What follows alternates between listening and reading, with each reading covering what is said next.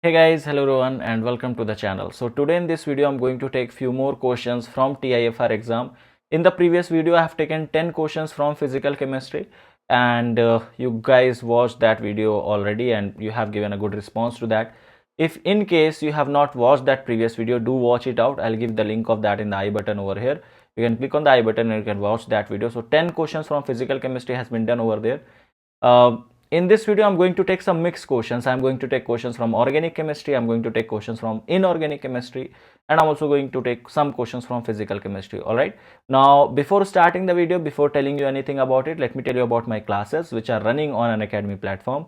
So in case if you want to join Unacademy Plus in order to have dedicated classes for CSRNet or GATE preparation, you can join them by taking subscription of Unacademy Plus using my referral code, that is n_huda. For more details about subscription or how to join the classes, you can mail me in the email ID provided in the description of this video.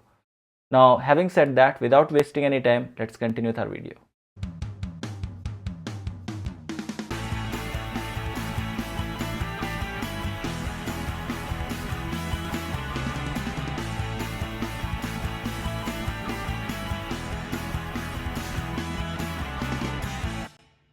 All right, let's talk about this question over here. This is from your organic chemistry. Here you have to tell the product. Okay, so you have to predict the product in the following reaction.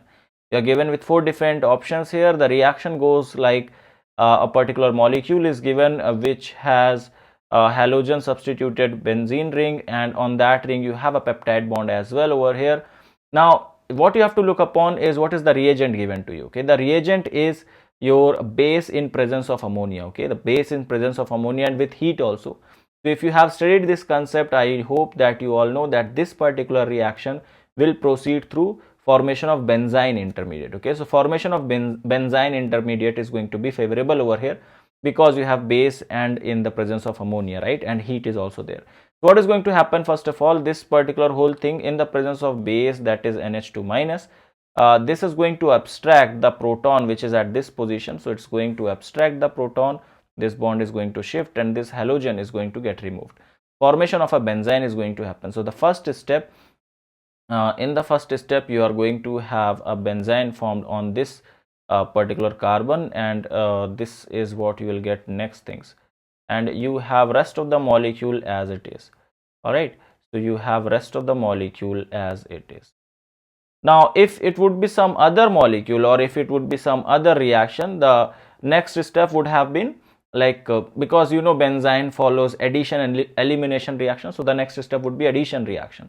But since you have this particular like you call it as activated methyl group, right, or these particular hydrogen are very acidic, so what will happen, that since you have base in the molecule or you have base in the given conditions, so that base is going to take your, it's going to abstract the acidic proton.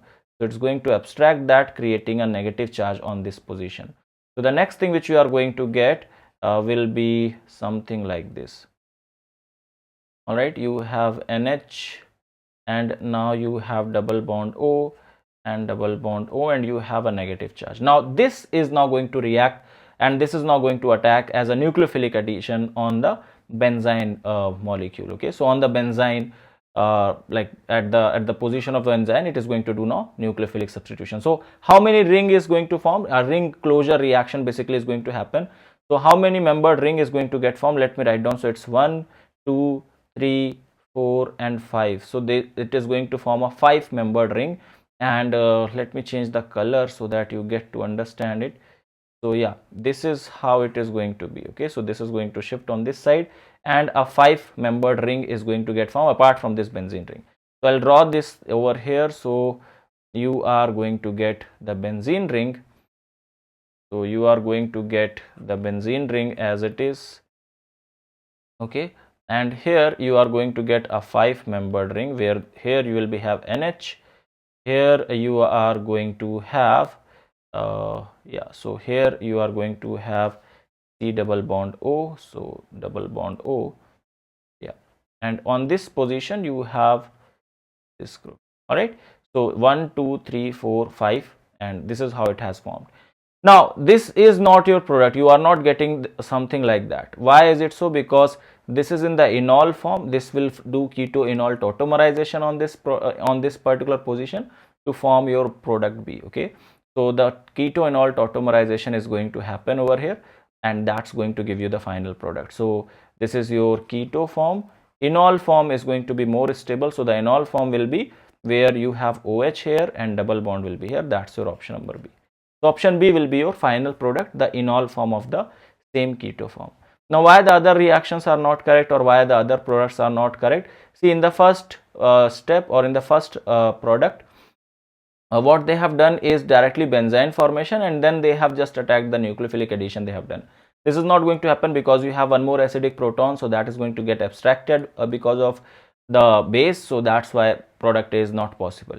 Product C and D are not possible because there are 7-membered ring which is getting formed, and you know 7-membered ring is less stable ring as compared to your 5-membered ring. So that's why option number C and D are incorrect. Okay, so this is why option B is the correct option for that. All right, let's take the next question now. All right, let's talk about this question. It says that the octanol water partition coefficient log P for the following amines are shown below. These are the following amines given to you. Log P values are also given to you. You have to tell which amine will have highest solubility. So two ways are there to approach this question.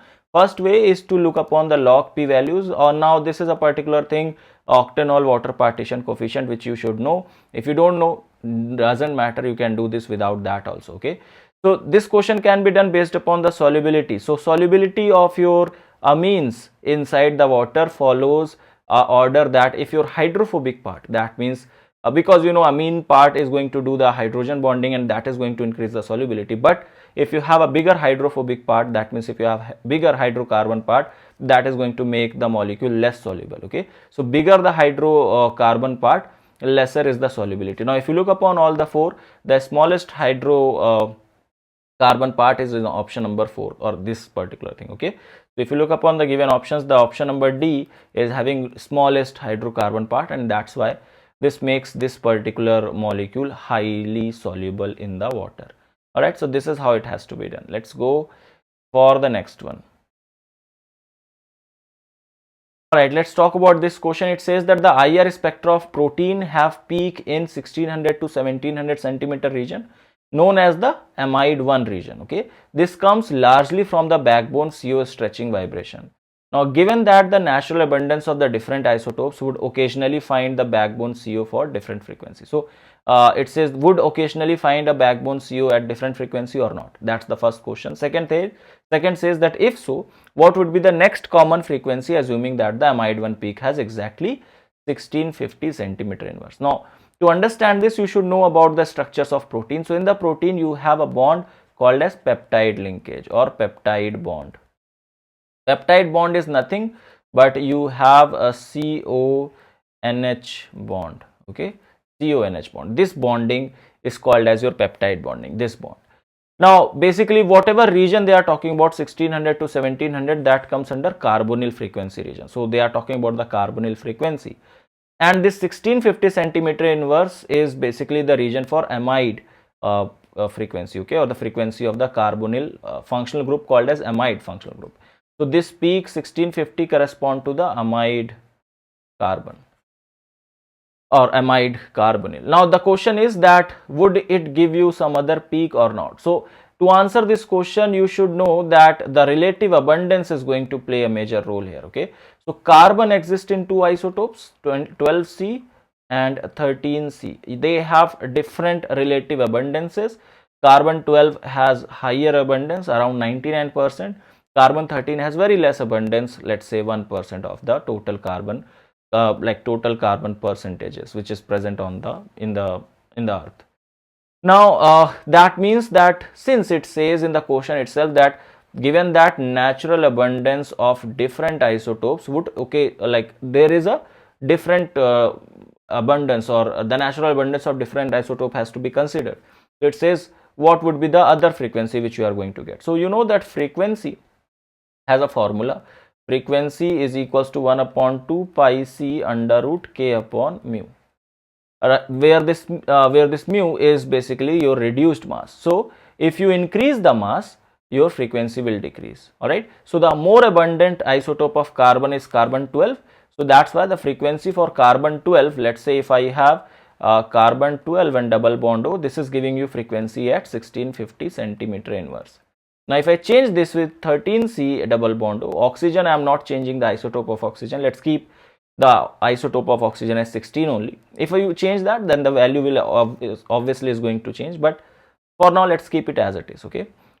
So if you change it with carbon 13, so what you are doing, you are increasing the mass. Now if you increase the mass, you know that the frequency is inversely proportional to your reduced mass. So if you increase the mass, your frequency should decrease. So the new frequency is going to be lower than 1650 centimeter inverse. So it cannot be option number B. It cannot be 1693. It cannot be more than 1650, right? It has to reduce. Now will it be 1248? Will it reduce this much? No, it won't reduce that much. It will remain in the carbonyl frequency region only. It will remain between 1600 to 1700 only. You can do it like numerically also by putting the values and finding out the reduced mass with carbon 13 and then doing it. Then also you'll get the answer, but I am not going into the numerical aspect. I am just trying to do it from the logical aspect. Okay. The option number 4 says no other frequency will be observed. That is also wrong because there is abundance of other isotopes. So obviously you have to consider them. And yes, the frequency should differ. So this is also not correct. The only option which is correct is option number A, where you are going to get frequency near in this region, and also the frequency has decreased because of the involvement of the less abundant but higher mass of carbon atom. All right. So this is how it has to be done. Here they have linked like you can say biochemistry with your spectroscopy. So this is how it has to be done. Let's go for the next one then. Alright, let's talk about this question. It says that the degeneracy of energy level, which is given to you as 12h square upon 8 ma square for particle in 3-dimension box. So you know that particle in 3-dimensional box has energy E is equals to nx square plus ny square plus nz square h square upon 8 ma square. If you compare this with the energy given as 12h square upon 8 ma square, you can get this as nx square plus ny square plus nz square should be equal to 12. Now what are the values of nx, ny and nz which you can put to get to 12 is like 2 square plus 2 square plus 2 square. So 2 square is 4, so 4 plus 4 plus 4 will give you 12. So what is the values of nx, ny and nz? That is 2, 2 and 2. So what's the degeneracy? Can you have more combinations of this? No, because all of them are same. So there will be just one combination possible. Degeneracy will be 1. So this is how it will be done. Simple question from quantum chemistry. Alright, let's try to do this particular question. It says that the standard reaction gives energy delta G for the ATP hydrolysis. Now it says that ATP is converting into ADP plus P is minus 31 kilojoules per mole at 37 degrees Celsius. In a typical bacterial cell, the concentration of ATP, ADP, Pi are 8 millimolar per liter and 1 millimoles per liter and 8 millimoles per liter respectively. What is the reaction gives energy under the given condition? To do this question, you don't need to do anything. You just need a formula of Gibbs free energy and you have to put it over here. Okay. So the Gibbs free energy is given as delta G is equals to delta G naught plus RT ln K. Okay. That's how we do it. K is your equilibrium constant and that's how this has to be done. So delta G naught is already given to you, that is minus 31 kilojoules per mole. So your delta G will be like minus 31 kilojoules. So let's convert it into joules. So that will be minus 31,000 joules per mole and plus value of R will be 8.314. Temperature is 37 degrees Celsius. So temperature will be 273 plus 37, that makes it 310 Kelvin. So temperature will be 310. Then you have ln. Okay, so let's put it as ln. K will be the product, the concentration of the product divided by concentration of reactant. So concentration of ADP into concentration of P divided by the concentration of your ATP. And this is what you have to do. Just solve it and you will get your answer. So delta G will be minus 31,000 plus 8.314 into 310 and you have ln. Let's put the values. So it's in millimoles. Convert that into mole also. So ADP is given to you as 1 millimole, right? So this will be 1 into 10 to the power minus 3. P is given to you as 8 millimole. Just compare it, whatever is given. So 8 into 10 to the power minus 3. And divided by your 8Tp is also 8 millimole. So 8 into 10 to the power minus 3. Just solve this. This and this will get cancelled out. This and this will get cancelled out. We will get ln 10 to the power minus 3. Solve this whole thing. I have done this using calculator, so you can also use it because in the exam it is allowed. Your answer will come out around 48,800 something. Okay, so your delta G will come out minus 48856 joules per mole. Okay, something like that. If you put it in kilojoules per mole, it will be roughly around, so delta G will be roughly around minus 49 kilojoules per mole. Correct answer becomes your option number B. So this is how it has to be done. Simple formula, but yet you have to be very careful.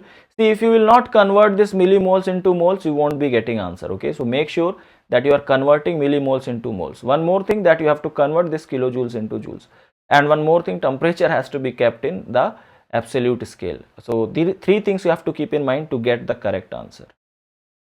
Alright, let's talk about this question here. It says that if 1.5 gram of H2C2O4.2H2O were heated to drive off the water of hydration, how much anhydrous H2C2O4 would remain? Okay, that's what the question is. The simple question is based upon your this question is completely based upon your stoichiometric calculation. Okay, it's pretty simple. I'll show you how to do this. So H2C2O4.2H2O, this is what you have, and it is going to give you H2C2O4, and along with that you will have H2O. All right, so yeah, that's what the question is. The molecular mass, if I write down molecular mass of everything, the molecular mass of this is 126, molecular mass of this is 90, and yeah, molecular mass of this is 2 into 18, that means 36 for this. All right, so this is how I can write down the molecular masses of all of them. Now the question says that 1.5 gram of this is taken. Now let me write down in the terms of moles. Okay, in the terms of moles. So 1 mole of this is giving me 1 mole of this and 2 moles of water. Okay, so 1 mole of your H2C2O4.2H2O is giving you 1 mole of H2C2O4 anhydrous one plus 2 moles of water. So that means what? If I convert this, if I have to find out the weight of this thing. Okay, so weight and moles can be related with each other. You know, number of moles is given by given weight upon molecular mass, right? And here also you can write down given weight upon molecular mass. So now I am going to solve this. So basically what I have to do is, given weight of this is your 1.5 grams as per the given question. So 1.50 grams divided by molecular mass is 126, and this side I'll get weight, I don't know, so let it be X. Molecular mass is 90. So you can just compare both of them, because 1 mole of this is giving you 1 mole of that. So that means these two terms can also be equated among each other. So like 1.5 upon 126 is equals to X upon 90, or you can say that X is equals to 1.5 into 90 divided by 126. Solve this out and you will get 1.07 grams. This is how it has to be done. Very, very simple question. All right, let's go for the next one. It was again from your spectroscopy, and it says how many absorption peak will be following compound have in the carbon 13 NMR. You just have to look upon the carbon 13 NMR of it, count down how many different types of carbon you have. So you have carbon of type A here. I can write it down like this. See, the molecule is CH3, CH2, single bond CH, double bond C, and then you have CH3, you have CH3. All right, now this methyl is different than this methyl. Okay, so that's why how many peaks you will get? A type of carbon, B type of carbon, C type of carbon, D type of carbon, E type of carbon, and F type of carbon. So you will get 6 different types of carbons. That's why 6 peaks. Now what you guys have to do is you have to tell me that if instead of carbon 13 NMR I would have taken proton NMR, so how many peaks I will get in this given molecule. In the same molecule you have to tell me how many peaks you will get in the proton NMR. Give your answers in the comment sections. All right. Okay, the next question says that an organic compound is estimated through Dumas method and was found to evolve 6 moles of carbon dioxide, 4 moles of water, and 1 moles of nitrogen gas. The formula of the compound is. Now Dumas method, you should know that it's a method which was used to find out the percentage of nitrogen molecule, or to find out number of moles of nitrogen molecule in the organic compound. Now I'll just write down the given data. So carbon dioxide you are getting water, and you are getting N2. You are getting 6 moles of carbon dioxide, you are getting 4 moles of water, and you are getting 1 moles. Okay, so this is how I have written moles. So how many carbons I will have? See, in 1 mole of carbon dioxide I have 1 carbon atom. So in 6 mole of carbon dioxide, how many carbon atoms I will have? So number of atoms I'll write down. So number of atoms. So carbon will be 6. Why? Because 1 mole of carbon dioxide, 1 carbon atom. 6 moles of carbon dioxide, 6 carbon atom. So what about water? So 1 mole of water has 2 hydrogen atom. So 4 moles of water will have 8 hydrogen atom. Okay, so hydrogen atom will be 8. Once again I am telling, 1 mole of water molecule has 2 hydrogen atom, 2 mole will have 4, 3 mole will have 6. In the same way, 4 mole of water molecule will have 8 hydrogen atom. 1 mole of nitrogen atom has 2, so 1 mole will remain 2. So the formula of the compound will be C6H8N2. So that becomes your correct option for this question. Alright. Okay, let's go for the next one then. Now I have already done 9 questions, so by counting it should be the 10th one, but I will also include few more questions because we have taken very simple questions in the video, right? So let's include few more. So yeah, I'll try to extend as many questions as possible in the video. All right, so this is the next question which we are going to discuss. It says that a complex of chromium in +3 state in the aqueous hydrochloric acid was found to exist in 2 geometric isomers. Okay, so it is existing in 2 geometrical isomer form. A white precipitate was formed on addition of equimolar amount of AgNO3 solution to the complex. All right, the structure of the complex is being asked. So 2 informations are given to you. The first information says that you have geometrical isomers. How many geometrical isomers? 2 geometrical isomers. And the second thing is given that you are having white precipitate. So this white PPT is basically, and in the presence of silver nitride, the white precipitate is because of silver chloride. Okay, so this silver chloride makes white precipitate. Both the things should be there in the molecule. So in order to form geometrical isomers, you should look upon the isomer of the complexes, first thing. Second thing is, in order to form silver chloride, your chlorine should be present out of the coordination sphere. Your chlorine should be present in the as a ionic form, not in the form of the coordination, not inside the coordination sphere. I guess you all know about coordination sphere and the ionic ionic bond, hai na? So here if you look upon the option number A, all the chlorine are inside the coordination sphere. You will not have any chlorine which is outside, so no ionic form of chlorine is there. So there is no possibility, if you react it with AgNO3, so there is no possibility that it is going to form silver chloride. So white precipitate will not happen in option number A. So option A is wrong. It will have 2 isomers. Why? Because this is of type M83B3 type, hai na? So this will have one facial isomer and one meridional isomer. So yes, it has 2 isomers, but it will not form it is not going to form the white precipitate. So option A is wrong. Option C, let's look upon that. So it has chlorine in the ionic form, chlorine outside the coordination sphere. So yes, this is going to form this is going to give you white precipitate, but is it going to give you 2 geometrical isomer? No, it is not going to do that. This is of the type MAB5. Okay, for that you don't have geometrical isomers, you have stereoisomers, or yeah, so you don't have geometrical isomer for this type. Why? Because you can't have cis or trans isomers, you can't have facial or meridional isomer in that case, because you only have a type of ligand, hai na? You don't have, at least you should have 2 ligands of the same type in order to get cis or trans isomer, and 3 ligand of the same type in order to have facial or meridional isomer. So this is, although it's going to form precipitate, but it will not have 2 geometrical isomers. So cancel this. Same goes for option number D. This is of the type Ma6. This is again not going to have any geometrical isomers, although it will have white precipitate but no isomer. So that's the option D is also incorrect. The only option which satisfies everything is option number B. It is going to give you silver chloride as the precipitate, and that white precipitate will be formed. Also it has it is of the form Ma2B4 type, so it will have cis and trans. Okay, it will have cis and trans isomer. You can draw them and look at it. So yeah, you will have cis and trans 2 geometrical isomer. That is there in option number B. So option B is correct in that way. So see how simple question was asked from your inorganic chemistry, basically coordination chemistry. Let's look upon the next question now. The next question here is from your general organic chemistry. It says which one of the following compound has highest dipole moment or largest dipole moment. I guess you all know about this.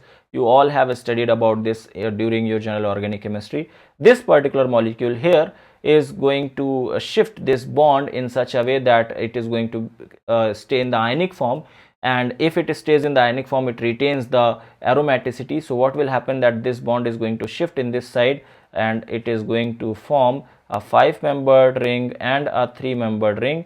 5-membered ring having 6 pi electrons with a formation of negative charge, whereas this 3-membered ring having 2 pi electrons with a positive charge formation, with a carbocation formation over here.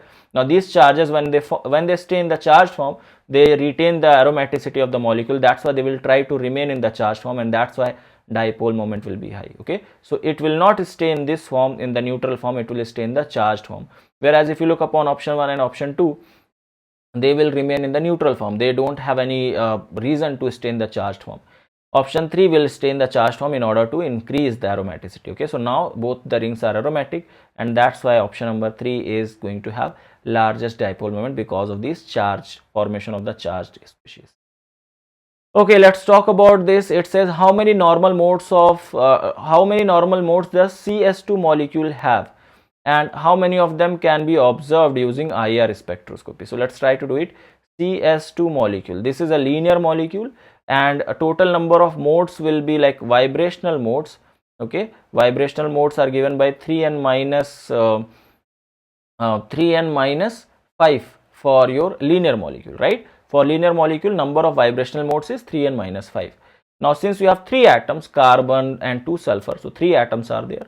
So 3 into 3 minus 5, so this is going to give you 9 minus 5, and that makes it 4. So you have 4 modes of vibration in your CS2 molecule. So CS2 can be drawn like this, and it will have 4 modes of vibration. Now how many of them can be observed using IR? So all of them can be viewed using IR except that symmetrical stretching. So if you do symmetrical stretching of the molecule, that cannot be observed in the IR. That will be IR inactive, because there will be no change in dipole moment during that. So out of 4, 3 are possible to be observed in the IR spectroscopy. All the 3. What are the other 3? The other 3, okay, I'll tell you what are the 3 modes. Sorry, what are the 4 modes? One is symmetric stretching, the other one is asymmetric stretching, okay, the other one is in plane bending. Okay, so in plane bending, and the last one is out of plane bending. Out of plane bending. Now which of them are IR active? So asymmetric stretching, in plane bending, and out of plane bending, these 3 are IR active. Symmetric stretching is IR inactive, and that's why 4 total number of modes are 4. 3 of them can be observed using IR spectroscopy. Again, a good question from spectroscopy, although it is pretty simple, right? You can approach towards this question. Alright, this question is again very simple. It says which reaction has the greatest increase in entropy? More increase in entropy means we have more number of product as the reactant. Number of product should be more, number of reactant should be less. Over here, if you look upon option number A, so reactant, number of reactant molecules are like 5 plus 1, 6, whereas number of product molecule is 4 plus 3, that is 7. So number of product is greater than number of reactant. Here if you go, so in this case, number of reactant is 2, 1 and 1. You just have to count the stoichiometric stoichiometric coefficients, and number of product is 2, right? So both of them are equal. Number of reactant equal to number of product. So the entropy increase is 0 here. Same goes for this. Here number of reactant will be 3 plus 1, 4, and number of product will be 2. So here there will be decrease in entropy. Entropy will not increase but decrease, because more number of atoms are forming less number of atoms. That's why. Here again, if you go, number of reactants are like 1 plus 1, so 2, and number of product is 1. So again, there is decrease in entropy. So only option where the number of product are increasing, where the entropy should increase, that's your option number A. This is how this has to be done. Alright. Alright, so to do this question, it's from mathematics. It says what is the last digit of 3 to the power 4798.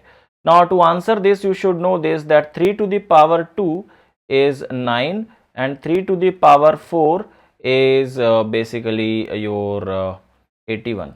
Okay, so you should know this. Then 3 to the power 6 is 729.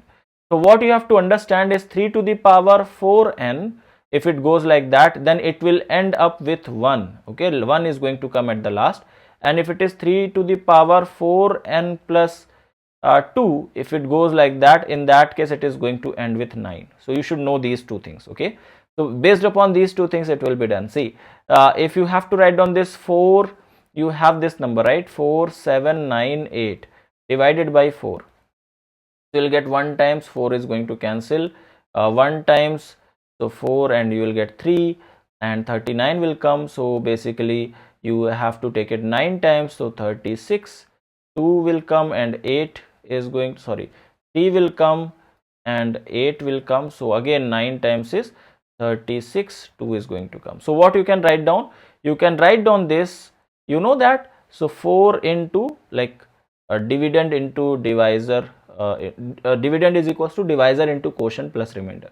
So divisor into quotient, quotient is 1199. Okay, divisor into quotient, and plus remainder, remainder is 2. So you can write down this whole thing like this. Okay, 4798 like this. Now already I told you that 4n plus 2, if it is in that form, in that case it will end with 9. So that's why it is of 4n. Here n value is this much high. Okay, so 4n plus 2. So that's why it should end with 9. So this is how it has to be done. All right. So it was from mathematics, but this is how it will be done. Right, the last question which I am going to take for this video, I think we have done 15 questions in this, but fine. 10 questions are done in the previous video. Okay, so do check that video out. So here it says that the major product found in the following reaction is, the reaction is given to you over here, and you can simply look upon this.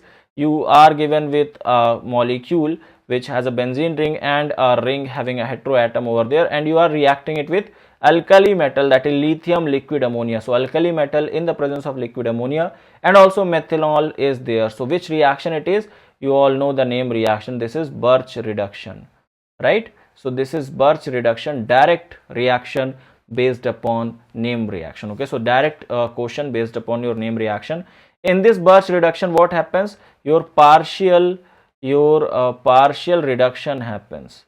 Okay, so partial reduction happens. It is not going to reduce everything. So that's why option A is not correct. Okay, in this everything has been reduced. So partial reduction happens. There is a radical anion mechanism which is followed, right? A radical anion mechanism is followed, and basically that ring is reduced, which is having less electron density. That's the concept, and you might already know this and you might already guess about it. So here among these two rings, the ring which is going to get reduced is benzene ring. Okay, so benzene ring will get reduced, and option number D is correct. It's a direct question from your name reaction. If you have studied Birch reduction, you might know this already, and for organic students this is just a very simple question, right? So wherever Birch reduction happens in this kind of molecules, your benzene ring get reduces because it has less electron density as compared to the other one. All right, so this is how this particular paper was, and we have done around, I think, 15 questions by now. So this is all about this video, guys. I have tried to include as many questions as possible, which I could do as quickly for you guys as possible. All right, so do give it a like if you like this video. Subscribe to the channel if you have not subscribed to yet, and I'll see you guys in the next one. Till then, have a great day. Bye bye.